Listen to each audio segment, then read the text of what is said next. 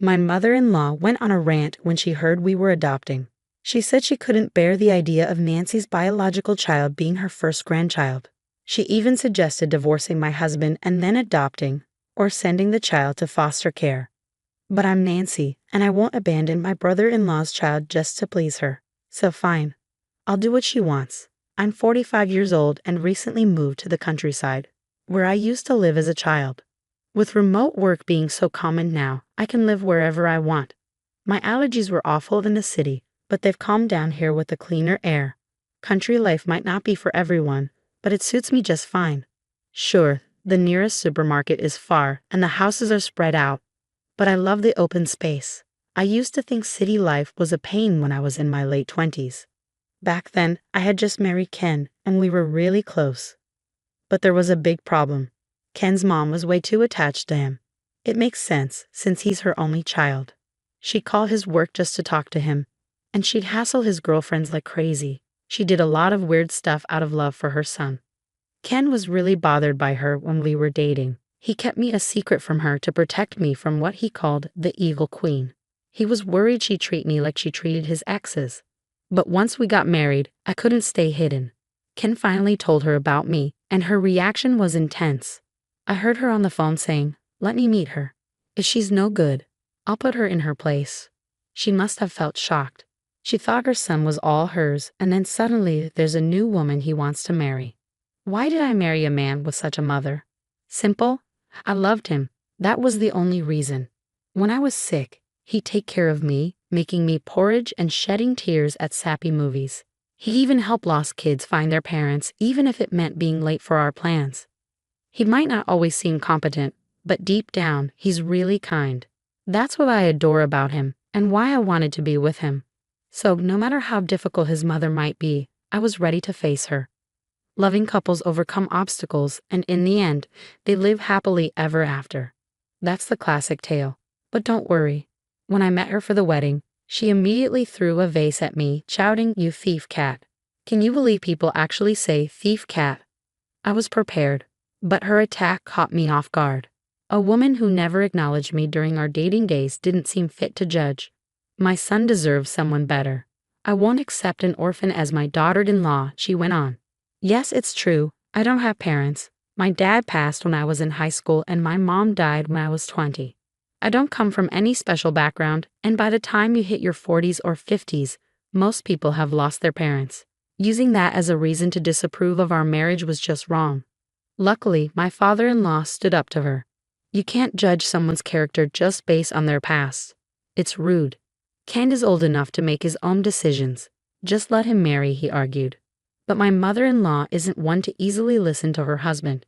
In the end, she never officially accepted our marriage, so we secretly tied the knot on her father-in-law's advice. Even if we waited forever, she'd never give her blessing. I wanted to be with my husband in this life and the next. But that didn't mean I'd give up on our marriage in this life. I was ready to live as a married couple without ever telling my mother-in-law. A few months after we got married, we unexpectedly ran into her while shopping. Both of us proudly wore our engagement and wedding rings on our left hands. We were completely wrapped up in our newly bliss, happily strolling hand in hand while shopping, much to my mother-in-law's annoyance. She instantly caught sight of our rings and erupted into a tirade right there in the middle of the supermarket, oblivious to the curious glances from other shoppers. It turned out she'd been told by my father-in-law that we had called off our marriage and broken up. Neither my husband nor I knew about this story. Apparently, my father-in-law had shared it on his own. Feeling betrayed by both her husband and her son, my mother-in-law was livid. While I understood my father-in-law's intention to protect us, I couldn't help but regret not coordinating our story better to avoid such an easily uncovered lie. It must have hurt her deeply to be deceived in such a way. Her grip on my husband tightened, and despite his attempts to distance himself, she refused to let go. She began showing up at our doorstep daily, and eventually she moved in without so much as returning to her own home. Why did we allow her entry, you wonder? Well, each day she'd ring the doorbell, shouting through the thin walls, "Let me in. Are you planning to leave me out in the cold?" We had no choice but to let her in, at least temporarily. We attempted to remove her from our home several times, but she would always go to the police, claiming, "My son and his wife kicked me out." Feeling sympathetic toward the authorities, I decided to handle this family matter privately, although I had no clue how to deal with it. Despite numerous arguments and my husband's repeated demands for her to leave, she stubbornly refused. In fact, she seemed to relish the idea of being disliked. If she could wear us down and make us give up, it would be a victory for her, so she put all her energy into it. Her harassment toward me escalated. She would throw away my things without asking and ruin my cooking by pouring vinegar into it, making it inedible. These were just the beginning. What shocked me most was the garbage she left out. I discovered bags marked with stupid at the collection site. When I turned them around, I found Nancy Thief Cat written on the other side, forcing me to flip them again. At first, my father-in-law would visit daily, hoping to take her home, but eventually he stopped coming. My husband, too, became too busy and exhausted from arguing with his mother. Instead of insisting she leave, he started ignoring her. He even told me, "Don't bother cooking for my mom. Pretend she's not here." It was disheartening to see my kind husband pushed to this point, a testament to my mother-in-law's tenacity. Initially hurt by her son's neglect, she seemed determined to drive us apart. She shamelessly continued living in our home. Then one day we received devastating news. My brother and his wife had tragically died in a car accident while out with their family. Losing my supportive brother and kind sister-in-law was incredibly painful. But I couldn't afford to just wallow in grief. They left behind a 5-year-old son, Kyle. At the funeral and wake, relatives were passing around responsibility, asking, who will take care of him? Nancy would be the best option. But what if Nancy refuses? Despite feeling somewhat distant from these relatives, their callousness was unsettling. I had always cherished Kyle as my first nephew and felt a strong bond with him, wanting to care for him if possible. But I worried about the impact on him of losing his parents and then being taken in by his aunt and uncle. Most importantly, I feared my husband's reaction. However, before I could even broach the subject, my husband said, "If Kyle doesn't mind, let's take him in ourselves." Kyle expressed his desire to live with us, so I decided to formally adopt him as my son. What about this child? On the day I brought Kyle home, my mother-in-law stared at him expressionlessly. My husband stayed silent, so I spoke up. "He's my nephew. We're going to raise him as our son." With the knowledge of my brother and his wife's passing, my mother-in-law seemed to grasp the situation from just that one sentence. "You're bringing in that child?" she questioned. "Yes, we're moving forward with the adoption process." Adoption, can you believe it? That child is Nancy's blood relative. I can't bear the thought of such a child becoming my first grandchild. Get a divorce and then adopt him, or better yet, send him to a foster home. Suddenly, my mother-in-law erupted in anger, leaving poor Kyle bewildered by her outburst. "Why do we need your approval to care for this child? Please don't meddle in our marriage." "Absolutely not. That child will become my first grandchild, right? A child who doesn't share a drop of Ken's blood. I will never accept that," she declared, hurling the remote control at us. In an instant, my husband rushed to shield Kyle from the impact. "Kyle will simply be our adopted son, and nothing changes between him and you," I reassured her, but it felt like speaking to someone who refused to listen. "She's not against Kyle being adopted. She just can't stand the fact that we're still married," my husband muttered, his tone filled with frustration. "Well, if that's what she wants," my husband and I nearly said simultaneously that day, understanding that staying in that house wouldn't be good for Kyle. We decided to leave and move to a hotel. It's frustrating to have to leave our own home, but it's for Kyle's well-being. We see it as a temporary inconvenience until we can finally find a way to remove my mother-in-law from our lives for good. A week later, my husband and I finally returned home. It seemed even my stubborn mother-in-law was concerned, as we hadn't been back for a while. There was a moment of relief on her face when she saw us, followed by a smile. It seemed she was pleased that Kyle wasn't with us. "You've given up on the adoption," she said cheerfully. Neither my husband nor I replied as we quietly made our way to the living room.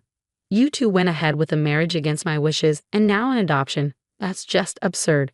But at least you've come to your senses," she muttered to herself. My husband sat silently, taking several pamphlets out of his bag and laying them out in front of her. "Choose any place you like," he said. She was taken aback by the pamphlets and my husband's words. "What's this?" "What do you mean?" "You told us to choose between divorce or a facility, correct?" Well, we chosen a facility for you, my husband and I said with sly smiles, causing her expression to stiffen. She looked at my husband in panic, but he responded coldly. Do you think we're joking? I'm dead serious. I'm only in my 60s. I can't go to a facility. And remember how you hid my belongings, despite me telling you not to. I added. She didn't know how to respond to my accusation. That was just a mistake. It's a sign of dementia, she stuttered. Also, you always make a mess of the room after I've tidied it up, my husband chimed in. Her expression tightened. I'm getting older, so that's not acceptable. It could be an early sign of dementia, losing the ability to tidy up or starting to collect junk. And Mom, you've been hoarding items from that pop star. Those are just useless junk, right? I remarked. Well, that's another sign of progressing dementia, my husband chimed in. As we confronted her, she burst out, What's gotten into you two? You gave us the choice between divorce or a facility, so we chose the facility. Right on cue, the doorbell rang. Looks like they're here, my husband said casually. I nodded and hurried to the door, where my father-in-law stood waiting. Sorry for the delay, he apologized. Observing the scene, my mother-in-law looked bewildered and asked, Why is he here? With a mischievous grin, my husband quipped, Since it was either divorce or a facility, let's go with divorce. Caught off guard by my father-in-law's sudden mention of divorce, she was left speechless. Nobody specified whose divorce or whose stay in the facility. We decided it's your divorce and your move to the facility. Why do I always end up being the scapegoat? She muttered as my father-in-law began to argue, insisting that she wasn't at fault. My dear, it seems you've abandoned everything, including our home, and caused nothing but trouble for our son, my father-in-law scolded. I've repeatedly told you to come back home, stop bothering our son, and take care of the house. What are you saying, acting like some old-fashioned dictator? Take care of the house yourself, she snapped. Of course I am, but you've taken on too much, like all that community work, right? Your absence has left the house empty, and now I'm left handling everything. Naturally, I have complaints, my father-in-law fired back. Yes, my mother-in-law, who once relished being a stay-at-home mom, seemed to have overloaded herself with community responsibilities, like paperwork and event planning. Since she started neglecting her duties at home, I chimed in. Not wanting to burden the community association, my father-in-law has been struggling to juggle both his job and the tasks she left unfinished. He stopped fetching her because he got too wrapped up in community affairs, my husband explained. I'm exhausted by all this. It's becoming overwhelming. You need to choose between divorce or going to a facility, I asserted. This can't be right. I'm not the one at fault here. I won't go to a facility, and I don't want a divorce. It feels like everything might fall apart just by being around you, she protested. Seeing my father-in-law's exhaustion, my mother-in-law seemed to realize that it was all coming to an end and simply hung her head. You've been plotting to divorce us, but you should cherish your husband. He's a human being too, and he might just divorce you. Oh wait, he is divorcing you. I chuckled. This must have irritated her, but she remained silent. Perhaps she no longer had the energy to argue. And so my in-laws divorced, and Kyle officially became our son.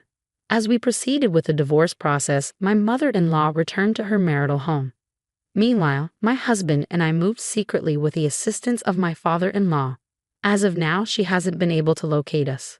With limited finances and little knowledge of the internet, it's doubtful that my mother-in-law could track us down out of state. However, since the property originally belonged to my father-in-law's family, she was swiftly evicted and divorced. Apparently, during the chaos of the divorce, she had pleaded with my father-in-law not to divorce her, even begging on her knees, claiming she didn't want to divorce at her age. As a homemaker, she had no savings. She attempted to claim a portion of the assets, but since there wasn't much to begin with, she has been struggling to make ends meet on her own.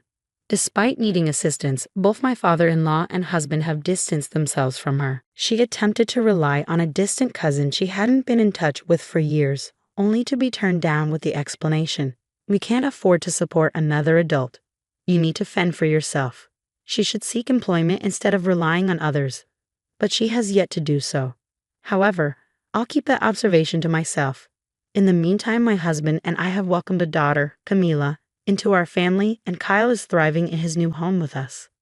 Camila grew up believing Kyle was her biological brother until she reached junior high school. Although we've since revealed the truth to her, their bond remains unshaken. Kyle plays various roles in Camila's life. Sometimes a brother, sometimes a parental figure, always watching out for her. When a neighborhood boy bullied Camila in elementary school, it was Kyle who rushed to her aid first, not us. If Camila ever decides to marry, I'm sure Kyle will be even more discerning of her potential suitors than my husband. Kyle, who initially struggled to express affection, now affectionately calls me mom and has grown particularly close to my husband, spending weekends fishing together. Honestly, I can't help but feel a twinge of envy at their bond. Kyle is the cherished child left behind by my dear brother and his wife, and I'm committed to nurturing him as my own for the rest of my days. Now, let's take a look at what the boys have caught and whip up a delicious dinner with my daughter. I'll put my homemaking skills to the test and impress everyone. Just kidding.